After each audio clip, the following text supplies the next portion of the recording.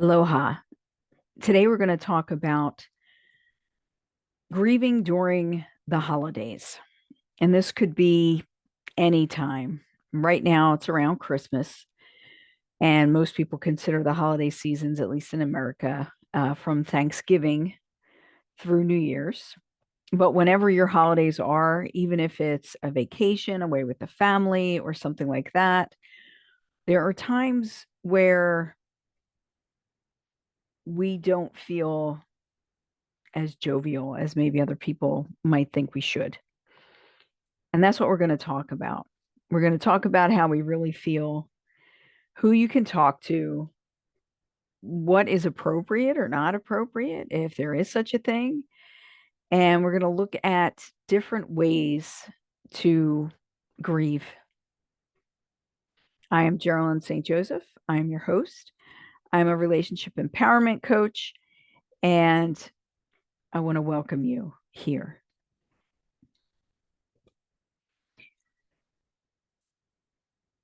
This holiday is probably going to be one of my most difficult holidays that I've ever had. This summer, I lost my father. I am very much a daddy's girl. We were very, very close. And I've lost a lot of people over the years, both friends and relatives. But this is different. It's definitely hitting me different. I have a very solid faith and belief in the afterlife, in God, in the all that is. And I am sure of my connection with my father. So be prepared because I may cry at some point during this. There's different types of grieving for different types of things. For me, my father is a really big deal because we were very, very close. For someone else, their father may be a big deal because they were not close at all. They may have been estranged and they never got to fix things. Or maybe they didn't get to know their dad and they found out that he was dead after the fact and never had an opportunity for them to know each other. All these types of grief, all these different circumstances, they're all valid. Just because you don't get along with someone or you may not see them all the time, their death can still hit you. It can still leave a hole that you didn't even know that they were filling. I have a friend who we were very close when she was alive, and we didn't get to talk very often. We didn't see each other very often. I moved away. She moved someplace else. Every once in a blue moon, we would connect. And just knowing that she was alive and on the planet meant something. And now knowing that she's not is difficult. Sometimes people will feel that our grief is not appropriate because we didn't know the person that well, or maybe we didn't hang out with them all the time, or maybe we didn't seem to like them for whatever reason. What's coming into my head right now is if you ever watched Rick and Morty, uh, I highly recommend, but you have to be prepared. It's a very crass show, but it has a lot of very deep underpinnings. And there's an episode about a toilet, um, where he's shy when he has to go to the toilet. So he's got this special place that's like hidden in the woods where he goes, and someone else discovers it, and it's like this battle he's having with this guy, and ultimately the gentleman passes, and Rick's reaction to it is profound. even though it seemed like their relationship was adversarial, he really felt that loss. And I know it's just a cartoon, but it underpins so many times what happens to people.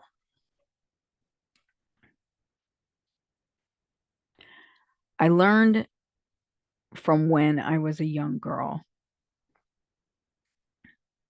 say what you mean what you say, and be careful of what you say, because at any moment, that might be the last moment for you or for the other person. So try not to be mean or walk away angry and frustrated with one another. In my practice, I have helped so many people overcome that feeling of the last words being so unkind. You truly don't know what other people are going through. If you came across me at any point during the day, you would think that I am doing quite well. You wouldn't know the turmoil that is beneath the surface. You wouldn't know what is happening emotionally. And it's not because I'm a big faker or I could be a great actress. It's because when you lose someone or you lose something, life continues, whether you want it to or not. And you have to put one foot in front of the other, and you have to make things work.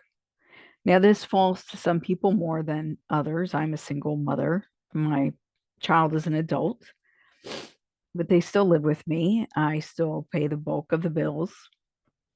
So I cannot stop. I don't have that luxury. If you do, and you can take time to yourself or with other loved ones who are going through the same thing, that would be a good thing. Shortly after my father's death, I drove up to where he was born and I met with the surviving siblings of his. And a lot of my cousins showed up, and it was really wonderful because I had them tell me stories that I didn't know, either about my father's childhood or, things that they remembered about my dad that might be inspirational or funny. My father was hilarious. He was very quiet. He came into the world quietly and he left very quietly, but he left a big, big hole. And I learned that my perspective of my father and who he was held by several people. Now, some other people like completely disagreed, but I was told my dad was the kind of person that our cousins would go to because they knew he would listen and not judge, not interrupt, not be angry, just listen. And if they wanted or needed advice or help, he was there to give that to them. But if they just needed someone to listen, he could do that too. And that is a huge gift. So if you have other people around you, excuse me, who are going, oh, excuse me, who are going through something, learn how to listen, how to really, really listen.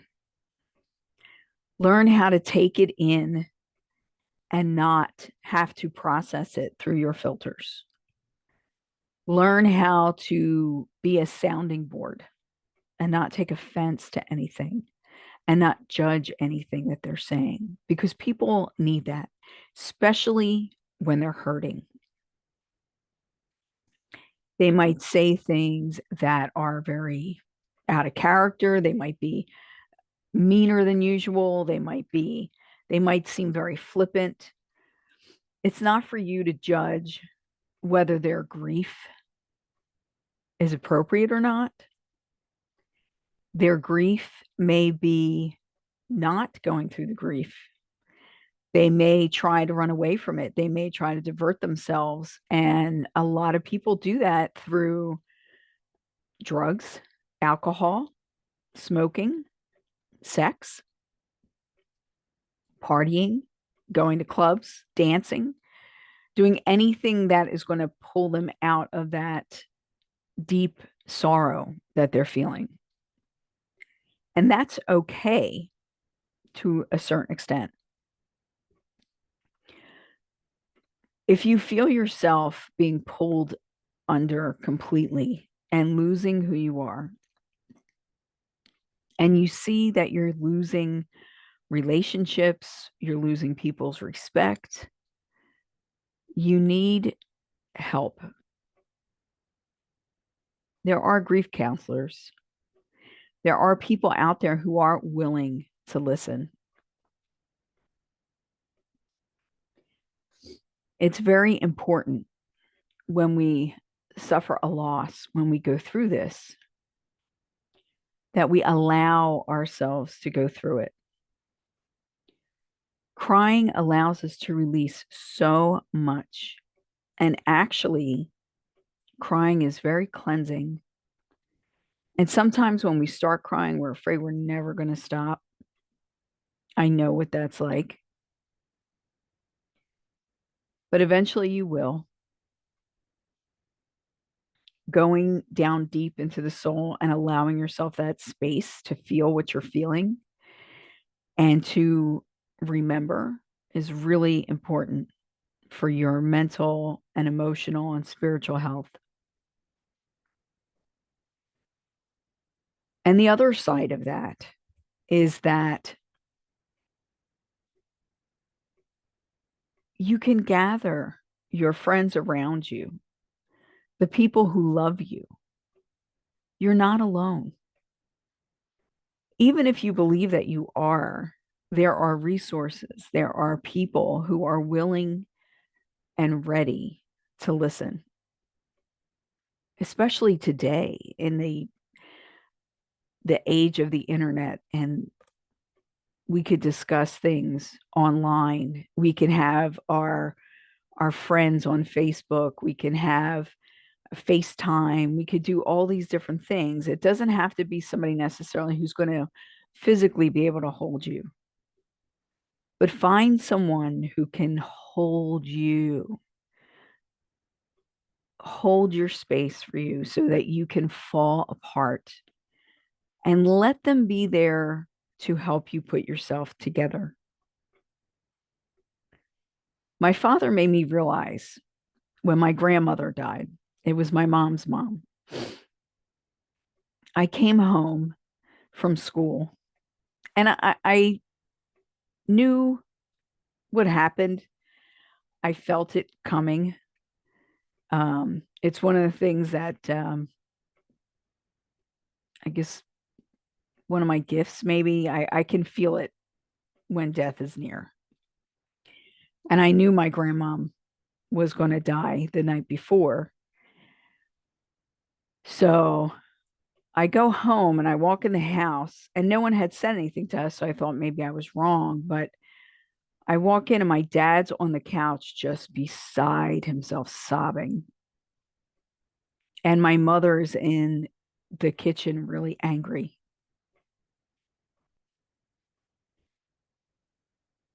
And that's what made me realize that the strongest person in the room is not the one holding everything in or being aggressive with it. The strongest person in the room is the one who is able to be vulnerable, who is able to express how they feel and what's happening.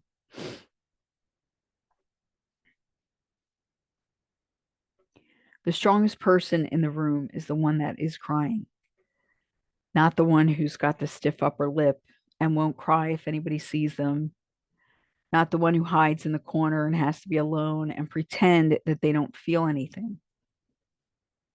It takes true strength to be vulnerable. It takes true strength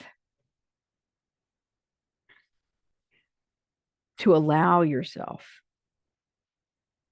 to go through the process of grief. And some days will feel like any other day, it'll be fine. And other days, you just feel like the weight of the world is on your shoulders. And there are times when it's minute to minute. Suddenly, you might find something and it'll bring back memories. And even if they're good memories, you're going to miss that person and cry.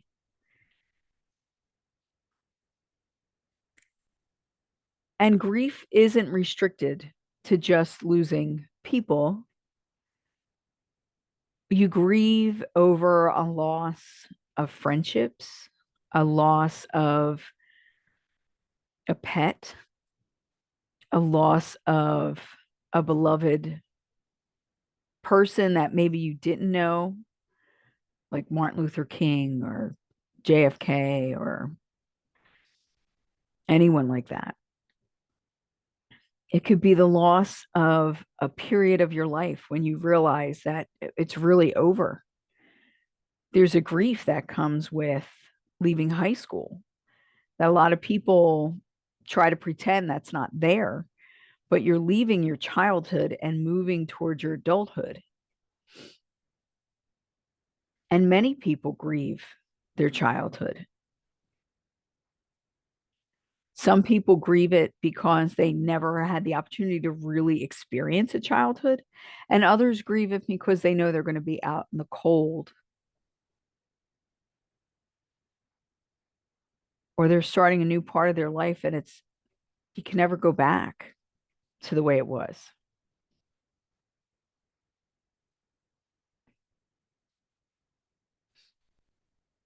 And it's true, life gets harder as you get older in some ways, in a lot of ways, but it can also become a very grand adventure. Your life is going to be filled with ups and downs. And there are going to be people that you love who don't love you back, and vice versa. And there are going to be things that you wished you noticed. If you're going to try to live without regret, the best way to do that is to be in the now. Really be focused on the task at hand and what is in front of you. That doesn't mean that we forget our past, and it doesn't mean that we leave things lost or the dead in the past and unspoken about. So how do we deal with these deep emotions that we're having? What I have found is helpful is to journal, write about things that you remember, because there will be a time when things get hard to remember. You may want to gather up those things from that person that you have. This is my dad's shirt. It was one of the last things that he wore. I have his necklace on that he gave me when we were in the emergency room. I found a card that he sent me for Valentine's Day last year. So gathering all these things and having them near me, when I have those moments, I snuggle up in his jacket and I hold his cross and I read the card.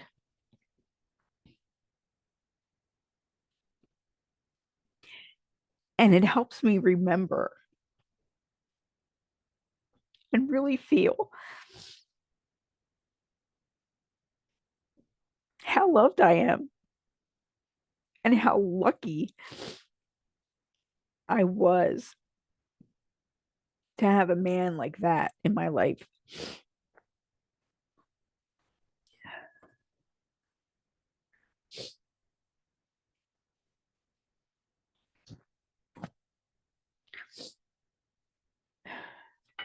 Write down your memories, record them, look at old pictures.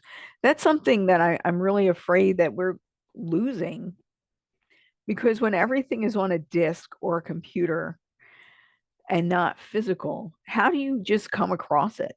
How do you just find it again? How do you find it in a book or in something physical? And then if that computer crashes or that disk gets corrupted, it's gone. And I know with pictures, they could be burnt or water spilled on them or different things like that.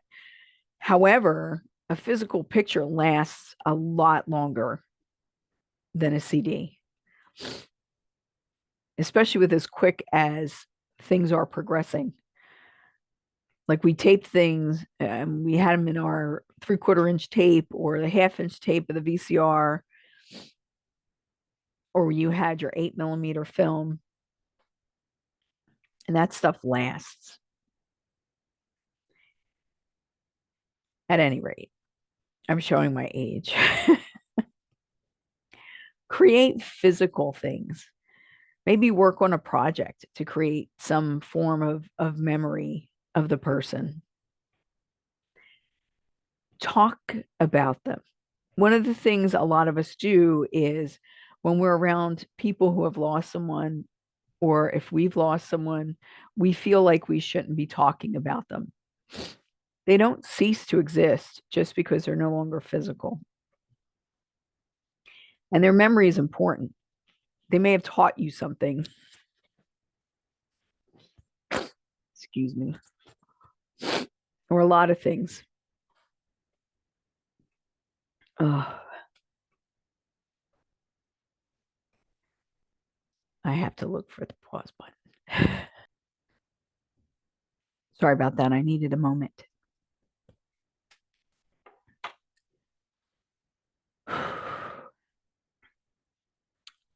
So if you don't have anything of theirs to remember them by, or you don't have any photographs or recordings, you can create something yourself. You can create something with your memories and put whatever it is that you have for that person, even if it's not knowing them, even if that's your regret. Create something that you have that you can put yourself into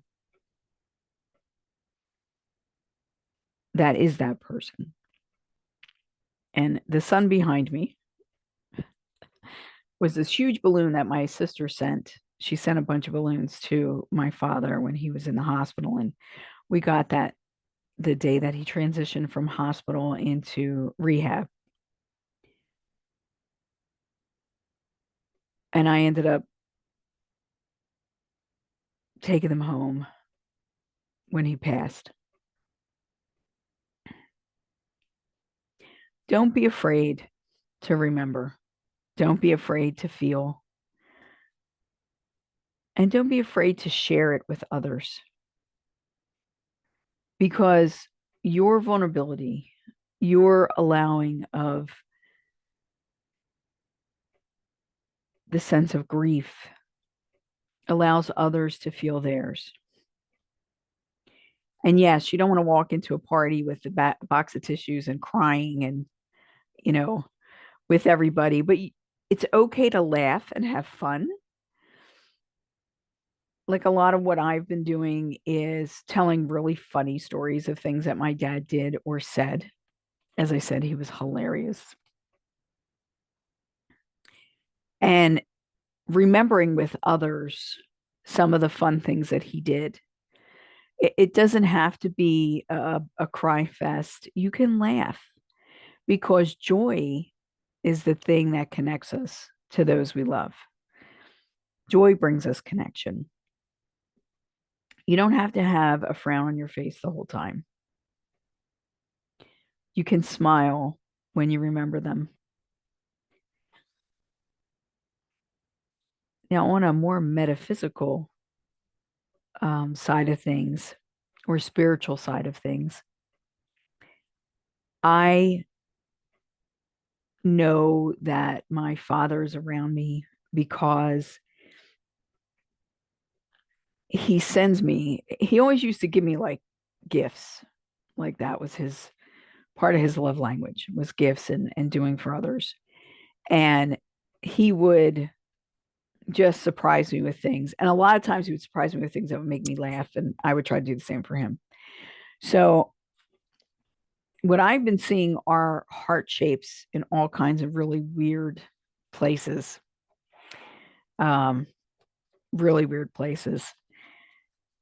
And yesterday, when I was cleaning things out, I found this, which is a card that he sent me last year for Valentine's Day. And I had never received a card that was just from my father. It was always from both my parents. And my mom was usually the one who signed everything, or she might leave a space for him and he would sign his name. But she was the one who was very putting her signature on everything. But if you notice, like this is all hearts, all hearts. And the fact that he gave this to me last year, last February, signifies to me that he knew that he didn't have a whole lot longer. He gave this to me last February. He died this June. So about a year and a half later. And I do believe that we have an idea of when we're going to go. We could feel it as it starts to gear up and come towards us. And I could feel it in him. But finding this, which was just from him and sent by him, it's his handwriting. When I found it, it gave me that confirmation that he did know. I mean, I knew he was prepared, but this tells me that he knew a little bit longer than he would admit to anybody. So I want to try and get through this poem. My uncle wrote it for my father. And I feel like it is very apropos for all of us. To those I love and those who loved me, when I am gone, release me. Let me go. I have so many things to see and to do. You mustn't tie yourself to me with your tears. Be happy that we had so many years. I gave you my love. You can only guess how much you gave to me in happiness. I thank you for the love you each have shown, but now it's time I traveled alone. So grieve a while for me if you must, then let your grief be comforted by trust. It's only for a while that we must part, so bless the memories within your heart. I won't be far away. Life goes on. Though you cannot see me or touch me, I'll be near. And if you listen with your heart, you will hear all of my love around you, soft and clear. And then, when you must come this way alone, I'll greet you with a smile and welcome you home. Isn't that beautiful? It's my Uncle John who wrote that for my father. And that's another way is to express how you're feeling. If you write, if you prefer music, you could listen to music, dance around, move. What makes you feel their presence? Is it something physical? Maybe you don't have anything physical. Maybe you have to create something, as I had said earlier. Or maybe you need simply to sit quietly and take a deep breath and close your eyes and allow yourself to feel their presence.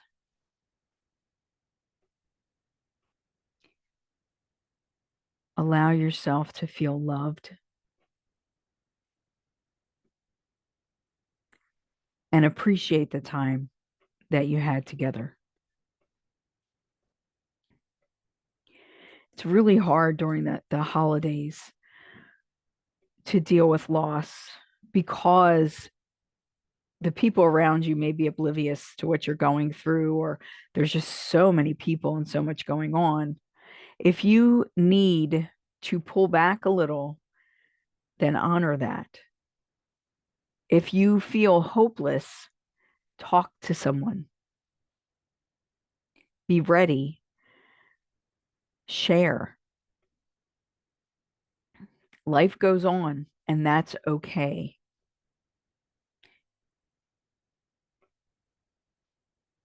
If we weren't meant to live past someone, we wouldn't be here.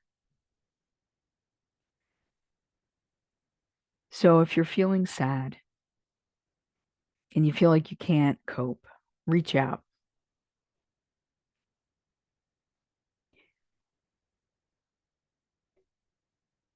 Try to remember the good times, watch funny movies, talk about them, and embrace your sorrow and know that it's not going to last forever. It does lessen, it is manageable, whether you believe it right now or not.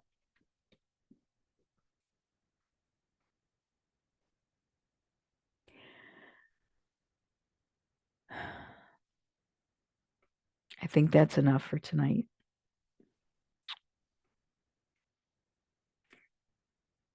Remember, you are loved, you are lovable, and you are loving. And you can do this. You can feel it and move through it and still carry their memory with you, even as your life moves on. It's not, it's not disrespectful of them. And in fact, if they loved you, this is what they'd want to see.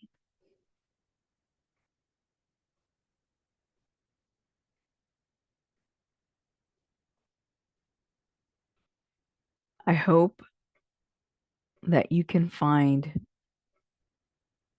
joy in life, the kind that becomes an undercurrent and is not dependent on anyone or anything around you.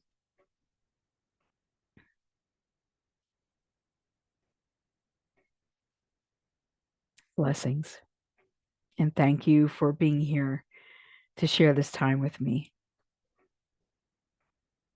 Until we meet again, I am Relationship Empowerment Coach Geralyn St. Joseph. If you found this helpful or comforting at all, please hit the like button, share, subscribe if you want to, and just move through it. As each emotion comes up, let it. Look at it, feel it, and then let it pass. Everyone, everything grieves. and everybody's got their own way to do it. You are okay. And if you're going to make it chase you, just a little bit of warning when it hits you, it's a lot harder than if you allow yourself to feel it from the beginning. So be careful of that. Face your fears, face your sorrow, feel your grief, and move on. Thank you so much. Mahalo and blessings. This is GeralynStJoseph. I am an intuitive relationship coach and a psychic intuitive. So if you'd like to reach out, check out my information below, and hopefully I will see you again soon. God bless.